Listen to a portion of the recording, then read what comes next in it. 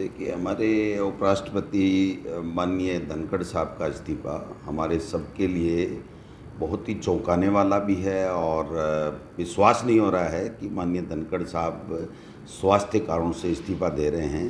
हालांकि उनका जो रेजिग्नेशन आया है वो स्वास्थ्य कारणों को बताया गया है, लेकिन आप समझ सकते हैं कि पूरे दिन राज्यसभा का संचालन करना और उसके बाद में 23 तारीख को उनका जयपुर में कार्यक्रम होना और महीने में 20 दिन उनके टूर होते रहते थे, तो ऐसे में अचानक इस तरीके का इस्तीफ़ा आना एक तरीके से जो संकेत दे रहा है कि जो कुछ दिनों से उन्होंने अपनी बातें स्पष्ट रूप से मीडिया के माध्यम से, किन्हीं प्रोग्राम के माध्यम से कहना शुरू किया था, वो कहीं न कहीं भारतीय जनता पार्टी हाईकमान को नागवार गुजरा।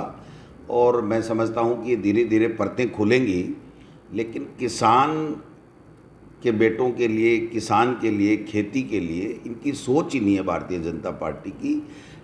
इनको केवल और केवल उनकी नज़र से ही पूरी देश और दुनिया को देखे और वो जो कहें वो करे।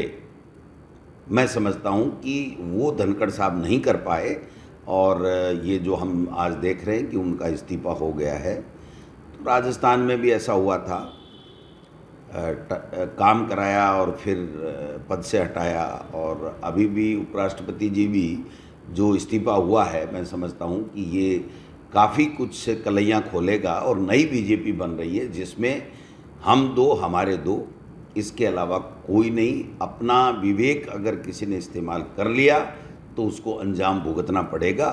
ये जो नया ट्रेंड चला है ये डरावना है, ये लोकतंत्र के लिए, देश के लिए, संविधान के लिए, सबके लिए खतरा है। इसलिए जब परतें खुलेंगी तो मैं समझता हूँ कि सारी चीज़ें स्पष्ट होंगी। लेकिन ये एम्स का बुलेटिन नहीं है, एम्स हॉस्पिटल का कोई बुलेटिन नहीं है कि धनखड़ साहब अब एक दिन भी कुर्सी पे नहीं बैठ पाएंगे, बोल नहीं पाएंगे।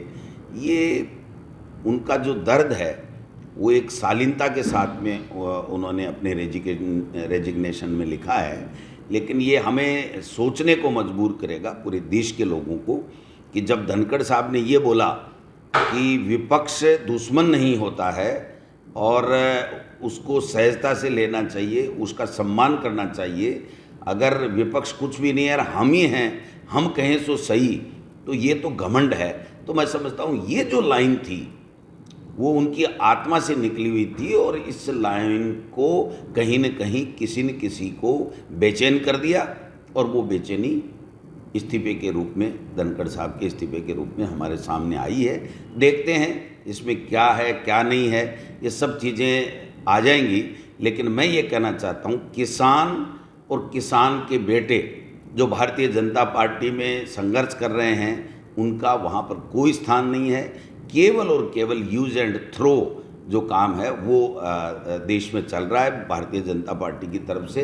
ये किसान परिवारों के लिए ठीक नहीं है, किसान कम्युनिटी के लिए, वर्ग के लिए ठीक नहीं है। इसलिए हम सबको सोचना पड़ेगा कि हो क्या रहा है। ये ठीक है, उन्होंने माना है कि भाई मेरा स्वास्थ्य ठीक नहीं है, तो आज हम मान सकते हैं कि स्वास्थ्य ठीक नहीं है, लेकिन एक न एक दिन सच्चाई आएगी कि वास्तव में स्वास्थ्य ठीक नहीं है या इनका जो विवेक है, जो अपना इस्तेमाल करने लगे हैं, उनसे किसी दूसरों का स्वास्थ्य बिगड़ रहा है। ये सब चीज़ें हमें देखने को मिलेंगी। नहीं, देखिए, किसी को आप इंसल्ट करके किसी को खुश करो, ऐसा नहीं हो सकता।